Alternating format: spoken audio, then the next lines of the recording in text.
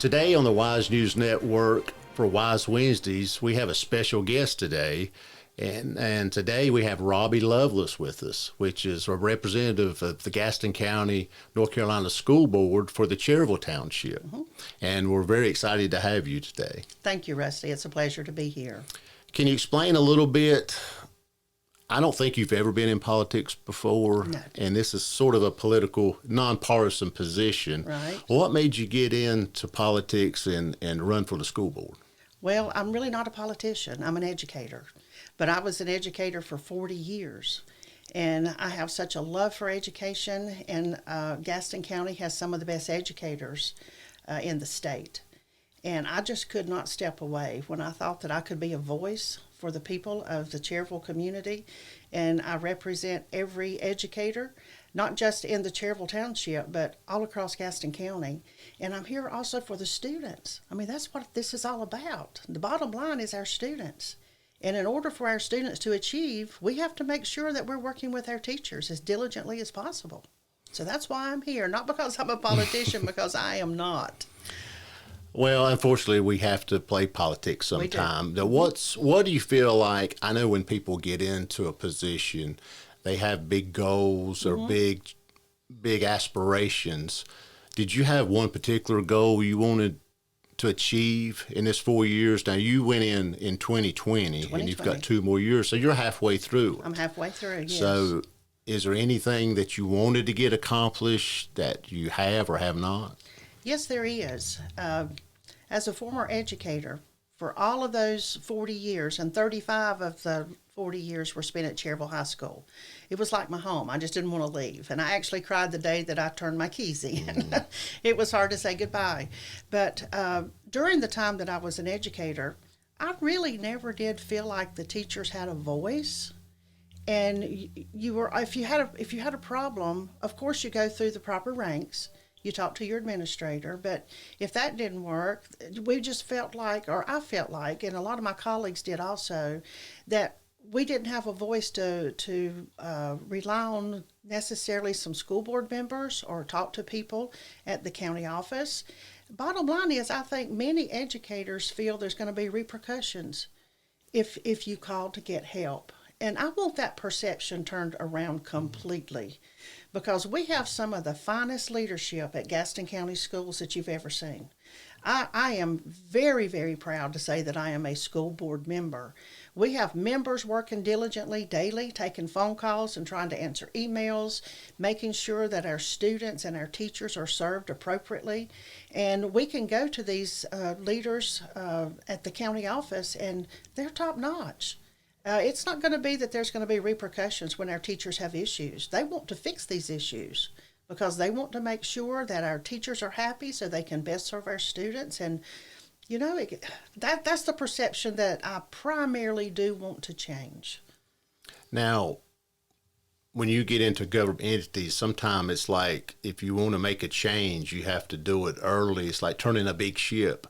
You have to start steering the ship years before. Right. So do you feel like you're heading in the right direction, or has there been any specific issue that you want to see changed?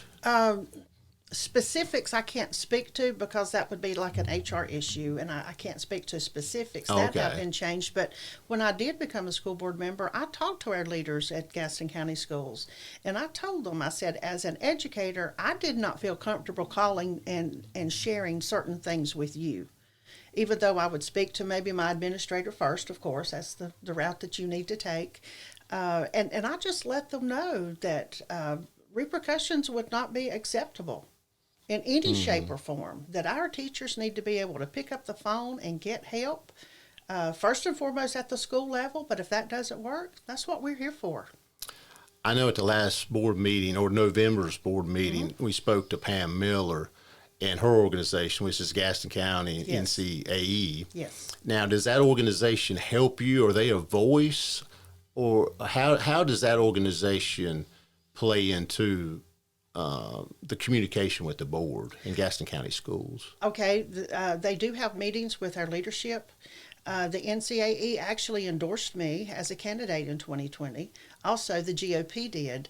And that was a shock to some people because the NCAE normally is thought of in terms of being the voice for the Democratic Party, and of course the GOP, the Republican. So that did shock a lot of people. As a matter of fact, I think I'm the first one that was endorsed by Republican as well as the Democratic Party.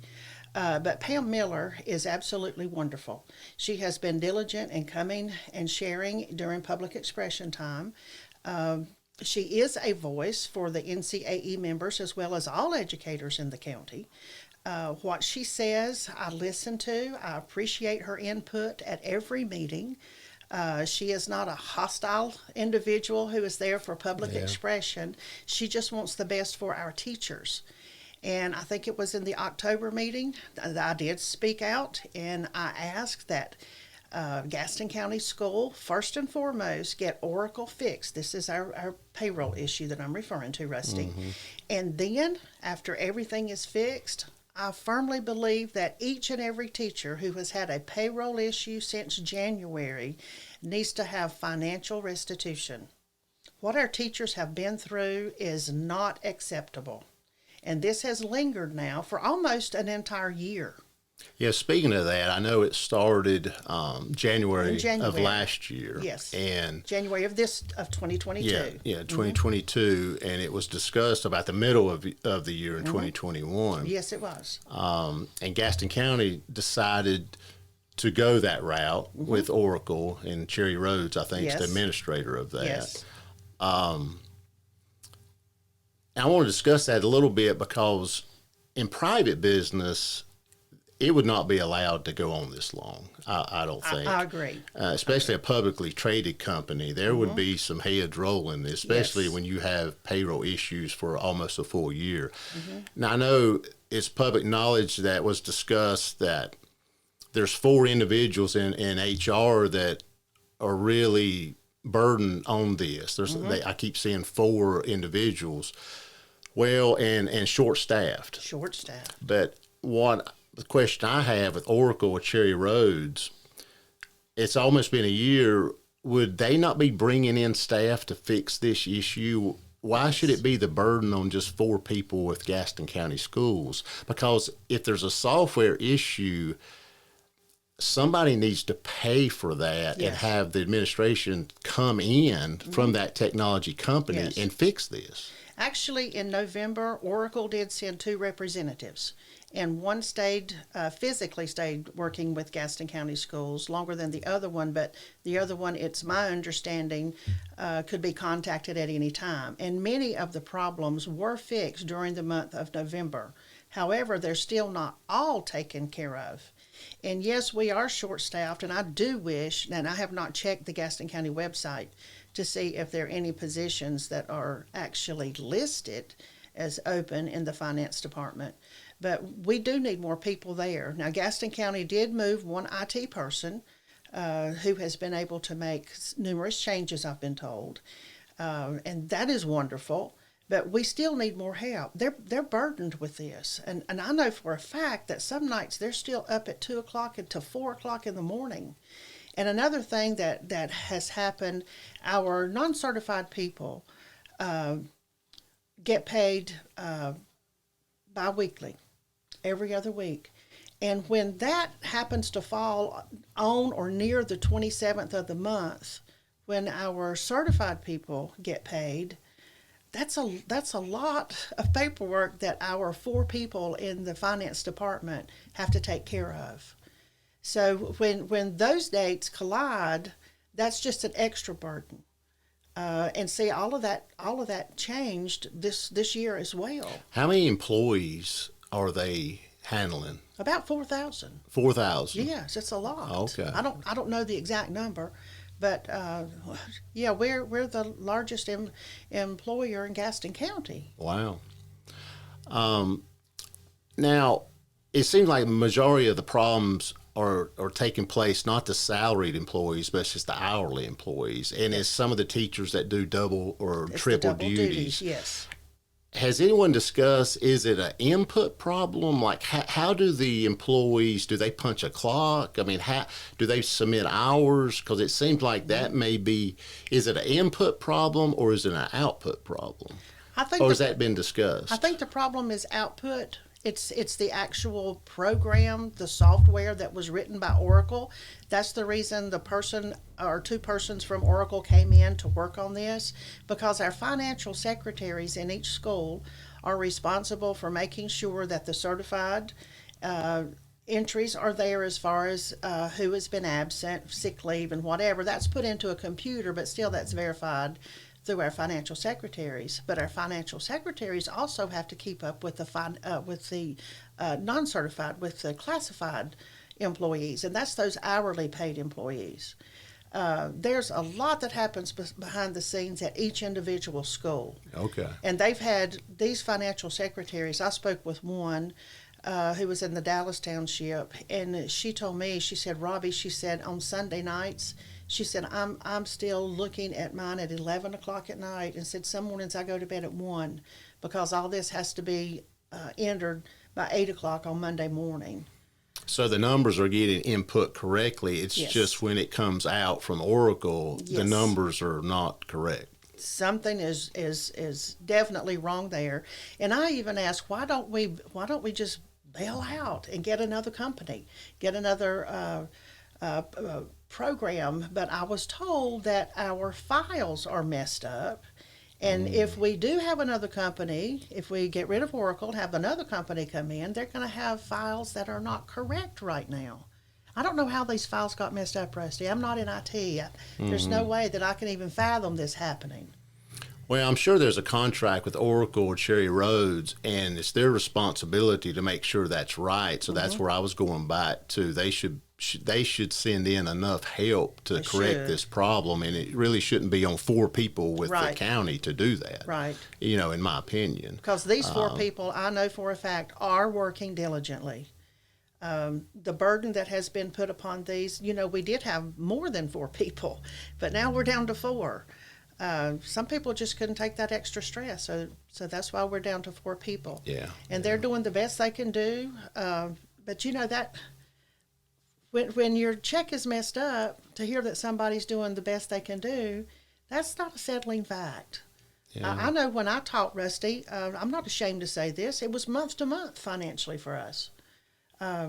School teachers have a 10-month job, and you have to stretch that money to make payments for 12 months a year, and it's hard. Is there any percentage of employees still affected? Do we know that? That's what I asked in our meeting on Monday, December 5th.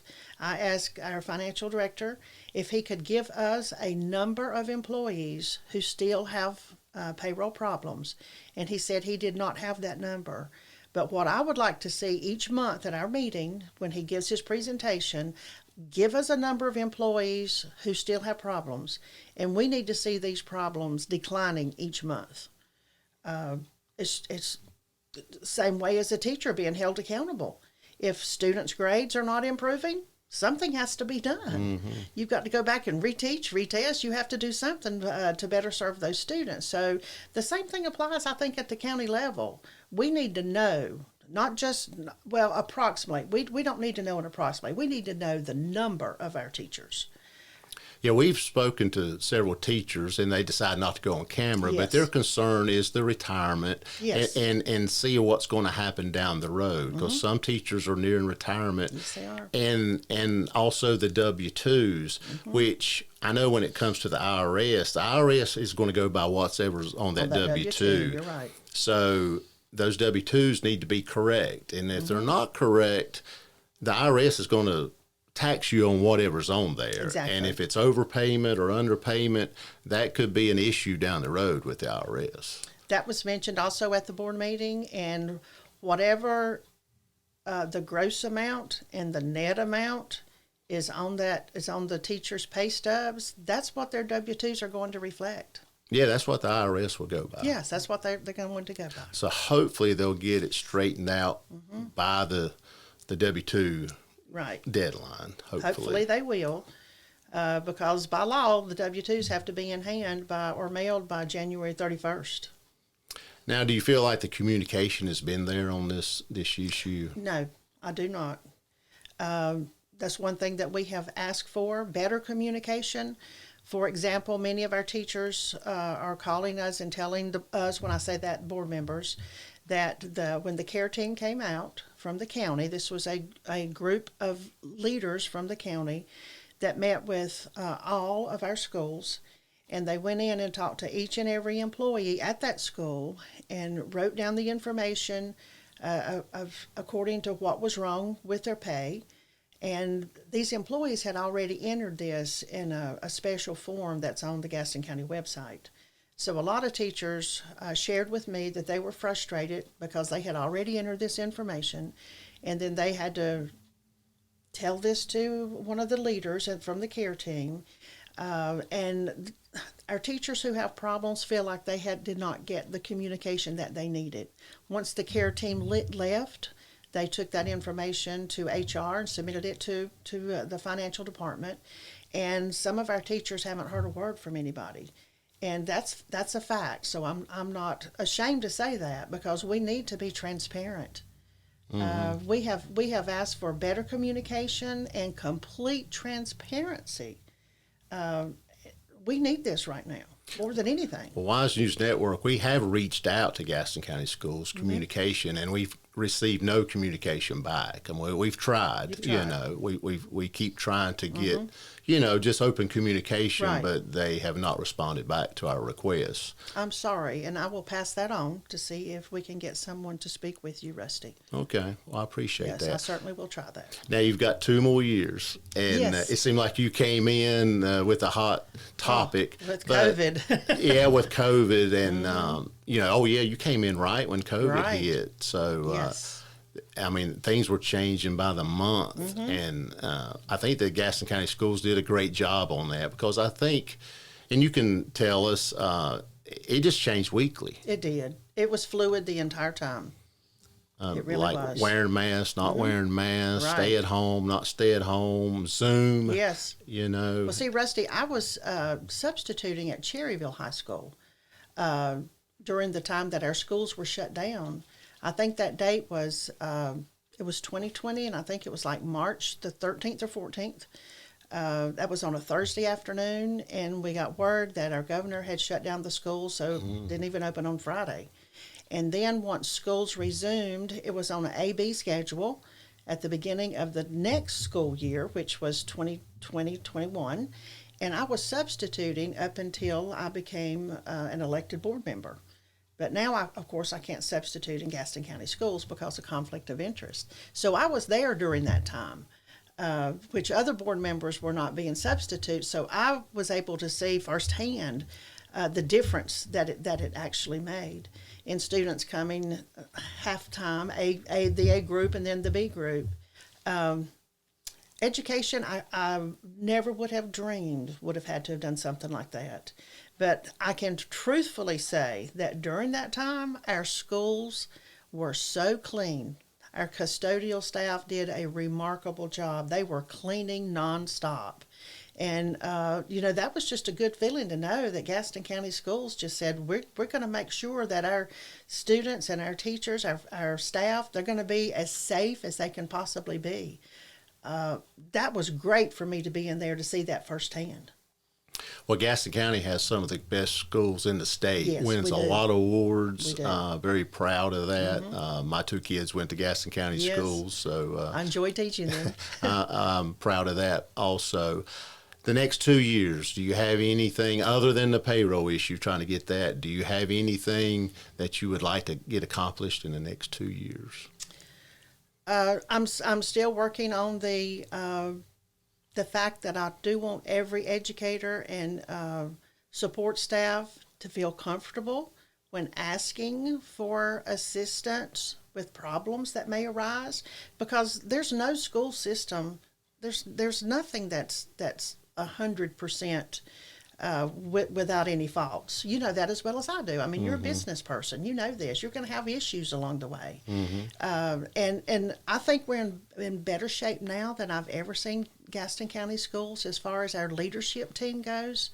I'm also on the curriculum and instructional committee, and we meet once a month. And it's an open meeting. Anybody can come and listen. It's the first Monday of each month at 12 o'clock at the boardroom at Osceola. It's amazing what that leadership team is putting together for the students in Gaston County. And I hope that I will be staying on that. And then there's also another team that deals with the building issues and things of that nature. And I can go to that meeting as well. It's also on the same day, just in the afternoon. But as far as working to get things done, you know that there was a learning gap during the time. This has happened in all of our schools in North Carolina due to the COVID situation. Mm-hmm. But Gaston County has been able to put forth so many summer programs to catch our students up. And I think the main thing for these next 2 years is to make sure that everybody is caught up and on grade level and just doing as well as they can possibly do and preparing them for the future. Now, we've discussed this in the past as far as the trade programs and educating our students. And I know, just being a business owner in the trades for 40 years, it's always been a struggle to find help. Yes. Do you feel like we can do a better job of educating our students on where the jobs actually are? I do, and I think our CTE department right now is making conscious efforts to make sure that we grow in this. Mr. Buchanan at the county level is doing a good job, and he reports to us often with the growth, but I definitely understand. And I've spoken with you about this before I became a board member, that we have to have more trades represented in our schools.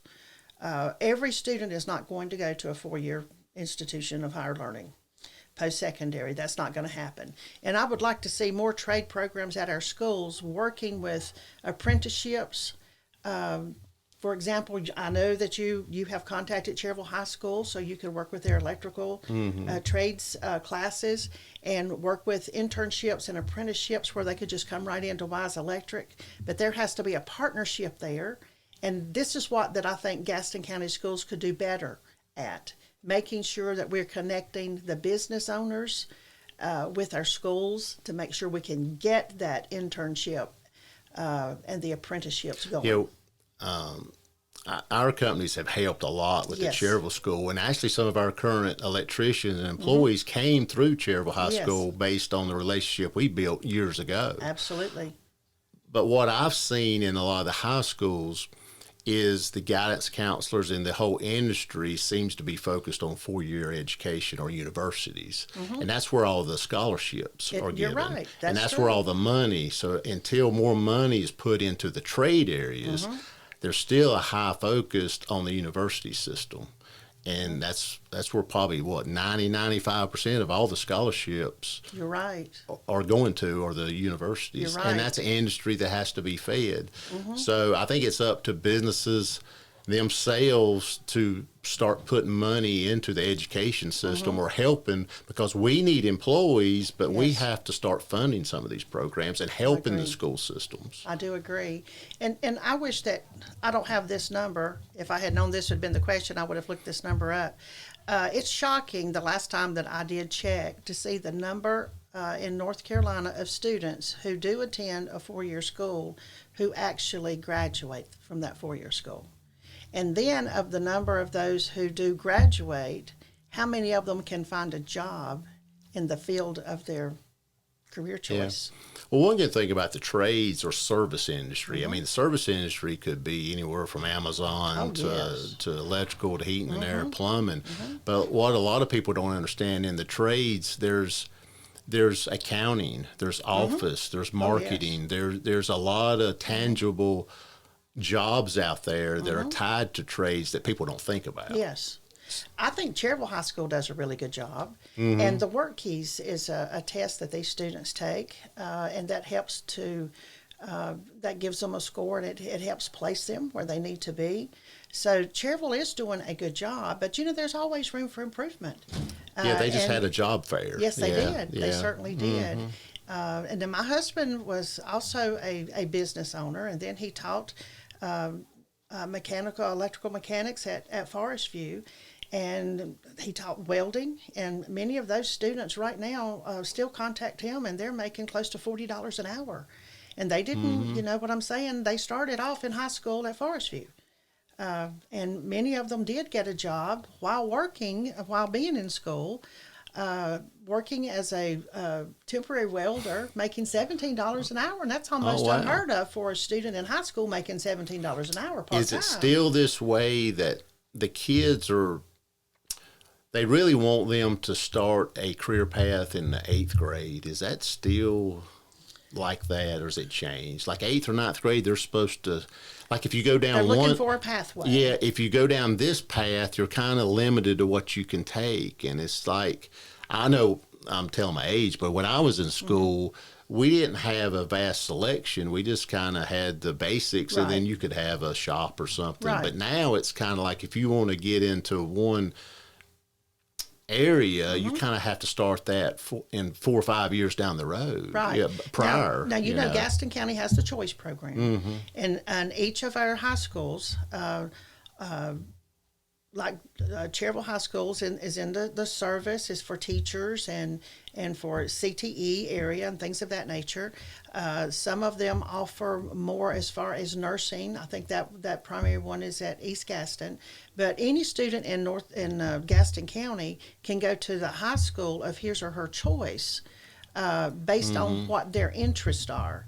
So you're right. They do have to look and say, well, I'm more interested in this career than this career, and go ahead and make that change early so they can get all the courses in that they need. Yeah. And we have wonderful success with our choice programs. But what I've noticed about children and students, they really don't know what they want to do until they're exposed to something. Right. And then once they're exposed to it, then maybe they want to do that career path. And you know, another thing, Rusty, this is where the family and the home comes in.